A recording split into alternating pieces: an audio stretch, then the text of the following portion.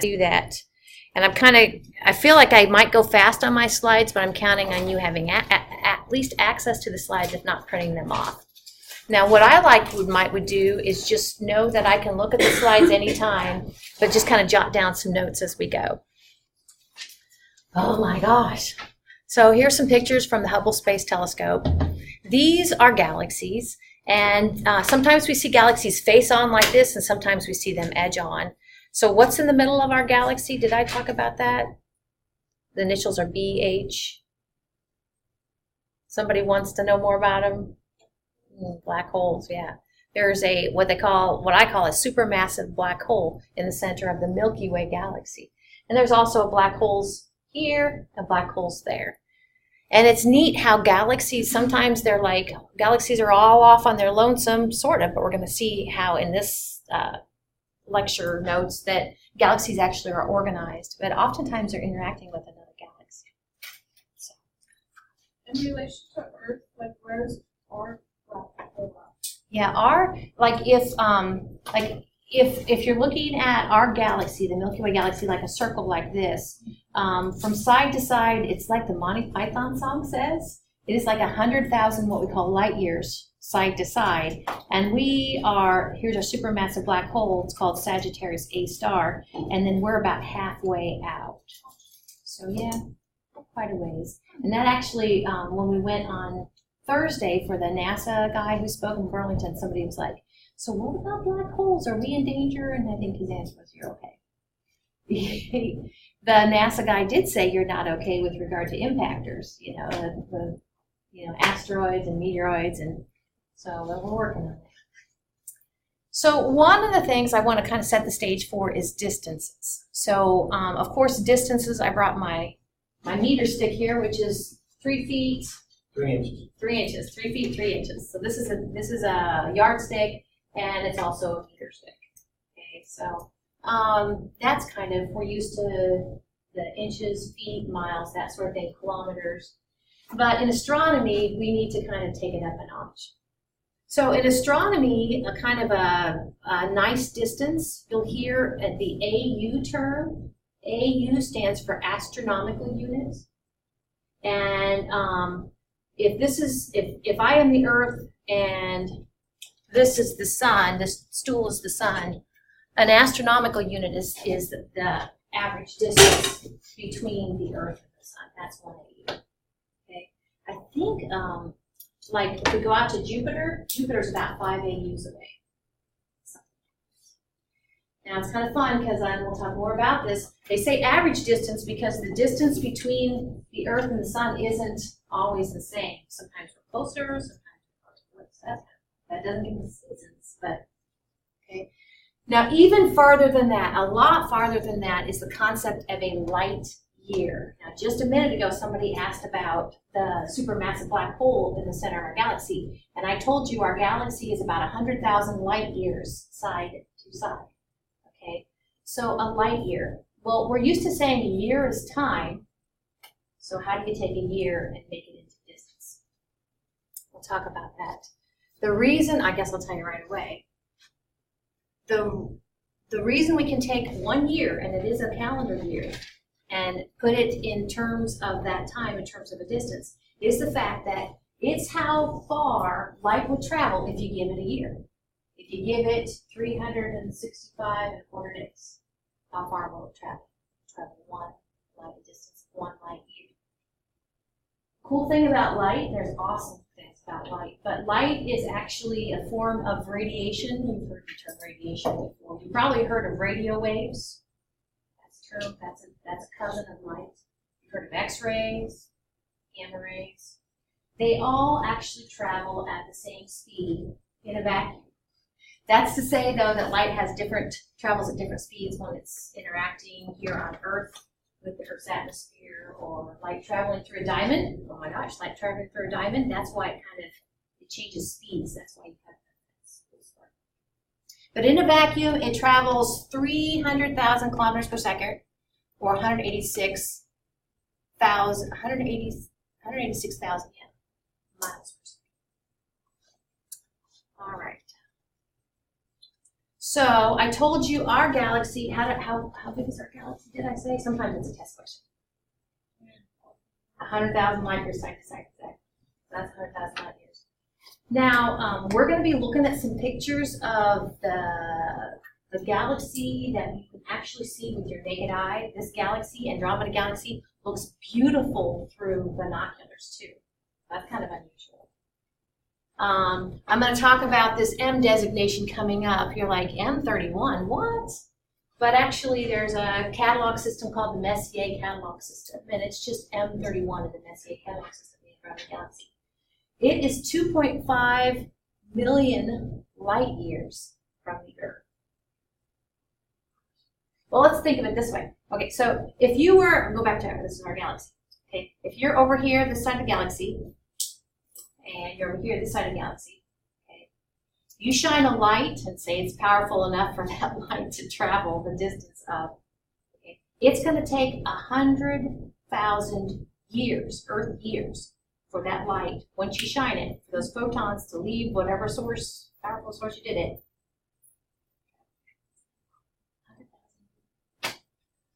So, do you guys see this? By the time that light gets to you, if you were to say, hey, I got your light, back to here, this dude has aged 100,000 years. Isn't that awesome? That hurts my brain, but that is so cool. And so Andromeda, M31, the Andromeda Galaxy, the one that you can be seen by the naked eye, I don't think it's the closest, but it's the only one visible without, you can actually see this little blur in dark skies. So this galaxy, that light took 2.5 million years to get here. Is that not cool? What? Do you think it's changed a little bit since, yeah. And they call it kind of look back time, or we're kind of looking back as it was, 2.5 million. That is so cool. Oh my gosh. Okay. So, I should have put this up here. This is Andromeda. Yes? How do they know it took that long? Well, they know that they're gathering light photons, light energy. They know that they're gathering light energy. Well, that actually, they know it took that long because they know how far away it is. And part of what this course is going to do is we're going to build up to it, but I'm going to kind of convince you, and actually, it was this galaxy is kind of famous. The short answer is, and this amazes me, but people were photographing the Andromeda Galaxy and they saw a star pulsing, okay? And based upon that star pulsing, they knew how bright it should be. And then they compared how bright it should be to how bright it was. And that dilution of kind of how it looked dim is a dilution due to the 2.5 million, the distance. The dilution is due to the distance. And that's where math enters in. And I'm not going to do it with math, but just generally speaking, that's one way of determining distances of objects. And to see all these other galaxies, we actually have satellites that can reach that far? I mean, how do we actually to see the other galaxies? The most we've ever been with a satellite or spacecraft is, remember, this is the sun, okay? So after the sun, and this might be a test question, what's the planet closest to the sun? Mercury. Mercury, very good. How about after Mercury? Venus. Venus, I have to concentrate. How about after Venus? Third rock from the sun, Earth. Mars, perfect. Our Mars is our last terrestrial rocky planet. We get the asteroid belt, and then we get our first gas giant, which is Jupiter, very good, Jupiter, and then after Jupiter, Saturn, and after Saturn, Uranus, yep, and then Neptune, perfect, and then Pluto's still out there. But I make this point because actually, oh my gosh, then you have to keep going. I'm going to go back over here. Then you have to keep going, and then you end up something with crumblies that we call the Kuiper Belt, and then you end up with crumblies called the Oort cloud. We have actually sent the twin spacecraft called Voyager missions, left the Earth, they swung by the gas giants, got some beautiful planets, and actually then they have left the influence, they think they've left the bubble, what we call the heliosphere of the sun. So we've left our solar system. But with all that said, the closest star is about 4 light years away. And we're not even up close to the closest star. So 4 light years away, it's called Sirius, 4 light years away. And we're not even close. And then you have to go, after that star, you have to explore the rest of the Milky Way galaxy. And after you explore the rest of the Milky Way galaxy, which, let's see, if we're about a quarter, we're about 25,000 light years to the edge of our galaxy, then you have to go to another galaxy. Do you know what I'm saying? Right. Yeah. So it hurts my brain, but no. So we have back here to the Earth, but what we do have is we have some cool telescopes that are orbiting the Earth that are taking some great pictures. And they're able to reach that far to see these other galaxies. And they're able to see galaxies like this. Yes. Yes. Yeah. So. They did take pictures with Pluto, with the Voyager. What was it, a couple of years ago? Yes, They did have pictures of them. That was if it's the one I'm thinking of, we actually had champagne for that. Let's see, I know I don't drink, but it was wonderful. Wasn't the Dawn mission? The Dawn mission visits the I mean, they sent it out, what, in 80 or something like that, or? Yeah, it takes a long time to get there. Yeah, well, it's a long distance. Yeah, it's New Horizons. I think it's New Horizons. I think it was New Horizons. That spacecraft did a flyby of Pluto. Are you serious? And one of the things did you see this too, that Pluto has a heart? It's adorable, you know? So anyway, yeah, it's amazing that they can get that small. They still can't believe they downsized it to the we can talk about that. It's still there. It's still there. This actually, and I think we're all kind of on track with this, but this tries to kind of give you a sense of how can you use speed, how can you use speed and time to talk about distance.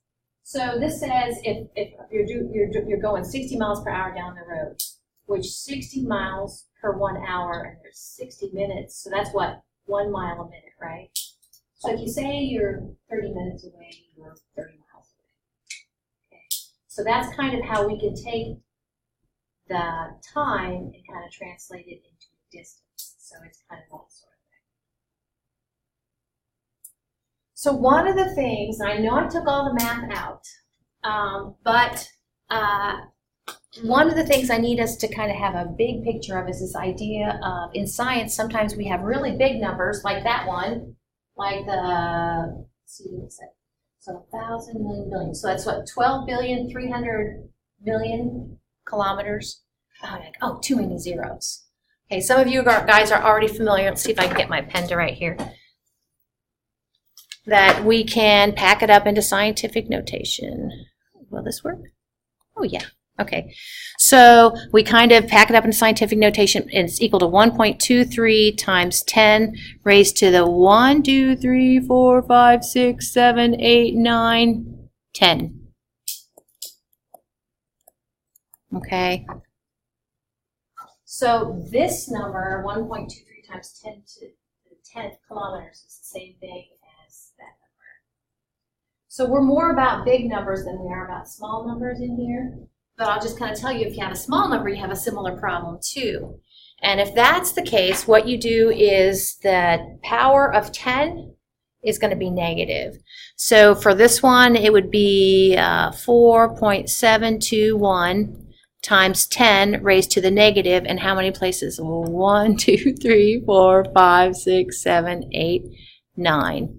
It's negative 9, you know. And I think I have a homework coming up about this.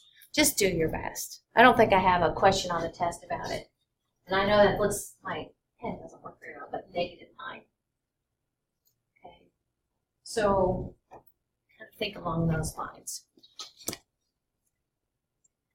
So here's I'm not a math teacher, but kind of here's my quick and dirty what you saw me do. Also, I know, I was going to mention this honkin' thing, right? I was looking at the appendices, today before I came to class, and there's an appendix in here on scientific notation. So I continue to like this book. There used to be like a saying to know the order of the planets. Do you remember what that is? I learned it when Pluto was still a planet. Yeah, I did too. So I learned it I'll write it down here. My very educated mother, when I was a little kid then too, my very educated mother, and it's just served us 9, and then it said, somebody said I should go 9 nothings, but I learned it as pizza pies, yeah. How about you guys? Anybody in here like got a mnemonic device? I've never heard of Oh, that. 9 pizza pies. So, and now instead of doing all these, I'm going to play you this Powers of 10 for you. See if you recognize. Well, I'll go ahead and tell you it's Morgan Freeman. He's got to love his voice. So, let's see if it'll play. What's that? No, moon. And then Oh, you're watching the yes. moon move, and you're like, No, well, he's why right. is this moving right here? Well, because of the rotation of the planet. And Because the rotation of the Earth, yes. And it's, Yep. it's rotating this way, and it's going Yeah. that way. Yeah, that is a cool phenomenon, Yeah. exactly. Because the Earth is spinning, and that's why things appear to rise in the east and set in the west. Yeah, that's why the moon appears to go across the sky, just like the sun appears to go across the sky. Yeah, it's a rush.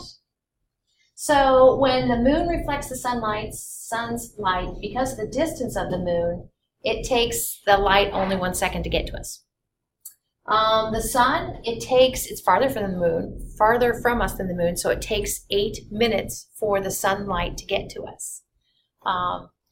That's a crazy story too, okay? So if this is the sun, and of course, well, inside the sun, that's where all the energy is being created and stuff. It takes about like 100,000 years for once the energy is created, it's called the long walk, for that light to get out of the core of the sun.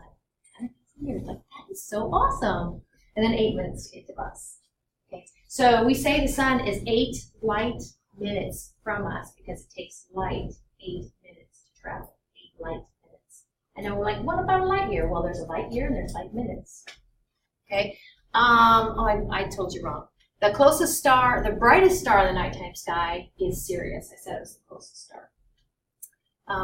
Andromeda Galaxy, 2.5 million light years away. Okay. And then I did some, and I don't know if this will help with your question, but how do we translate light years? So for instance, 8 light years, and I did the math, 8 light years is really, in terms of kilometers, 7.6 times 10 to the 13th kilometers. That's what 8 light years is. Okay. So now remember that 10 to the 13th means that you basically take this decimal and move it over 13 places and fill in zeros. That's a big number. That's why I kind of want, we're all on the same page with regard to numbers that are packed up in scientific notation. So Alpha Centauri is 4 light years away. You guys remember that movie that came out about the 2 people? Yeah, okay. Now that was the closest star to it. What was it? Avatar. Yeah. So Alpha Centauri is 4 light years away. So as I said before, kind of with the idea of our galaxy, somebody shines a light over on this side to this guy over here. You know, it took 100,000 years to travel 100,000 light years. So by the time they get the light, you know, this dude's long gone. Okay. So the farther, when we have these fancy telescopes, and if we are able to use a telescope, I don't think we've gotten this far. We've approached that 13.5 billion light years away. So when we finally get light that's been traveling this long, that was as it was that long ago. So we're looking at old light. This is a dome, like it harbors a cute little telescope in here, right? And so in this dome, what your author's showing you is we're looking at a couple of different objects. These two would be galaxies. This galaxy, I don't know about you, but this galaxy looks a little frazzled. And that's kind of related to it being so young. Galaxies take a while to kind of smooth off their rough edges. The farther away a galaxy is from us, that we're lucky enough to go ahead and see it, then that means it's a bit more of a baby picture of that galaxy. Okay?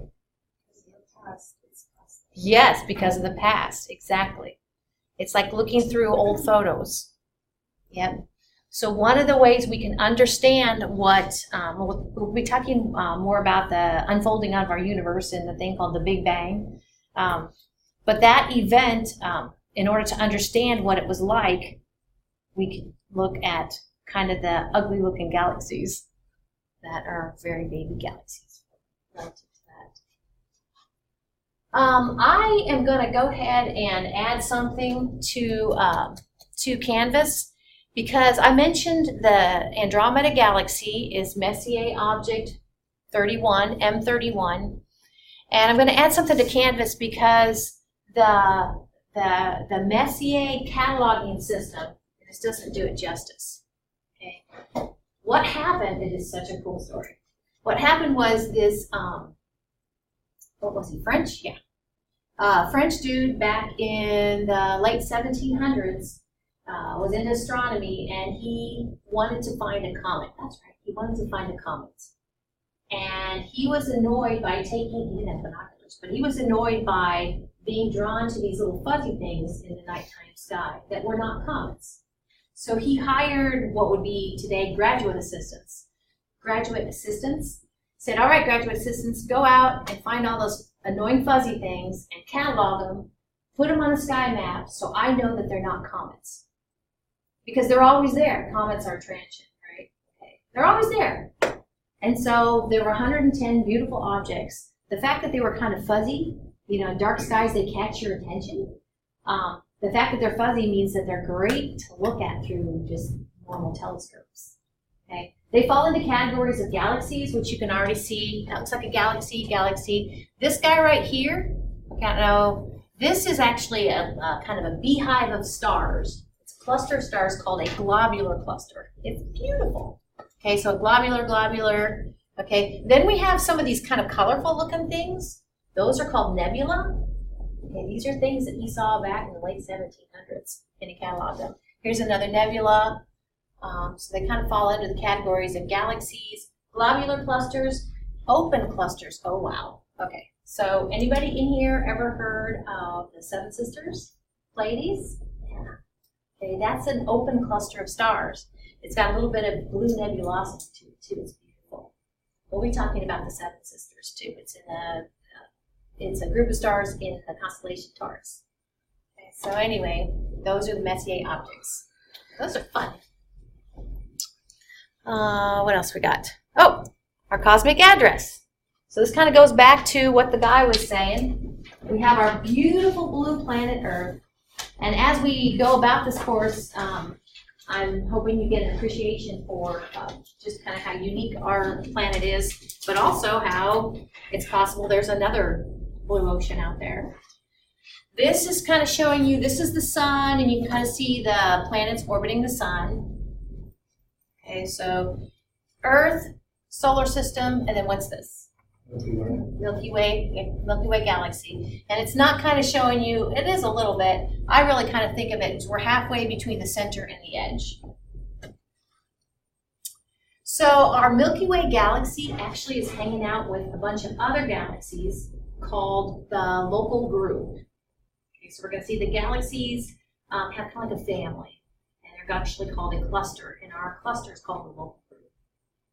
It's like, I was thinking of that Cheers, where everybody knows your name, that's us, okay? And then groups of galaxies, you would think they could come up with a better name for this, but we call the group kind of the cluster. And then clusters are organized into superclusters. And when I say superclusters, I mean superclusters of galaxies. At some point, we're going to look at a map of kind of the universe in our neck of the woods. And we're going to see that there are kind of the galaxies, the clusters of galaxies kind of fall on these kind of, they're like fibers kind of in the space. But then that's to say that there are these large voids in outer space where there's no galaxies. That's so cool. And when scientists run into something like that, they're like, hey, what's the reason for that? So that's going to fit into their thinking as they understand the universe. We're going with this clock, so our solar system, beautiful. They got Pluto. No. Did you hear the dude on Morgan Freeman? He said 9 planets, didn't he? Mm-hmm. I thought so too. Just beautiful. And do most stars have planets? Typically at least 2.5, like 2.5 children for every couple, 2.5 planets for every star. We're talking more about this. The title says Far From Random. Remember just a minute ago when I was the Earth and I had the moon orbiting me, what direction does the moon orbit?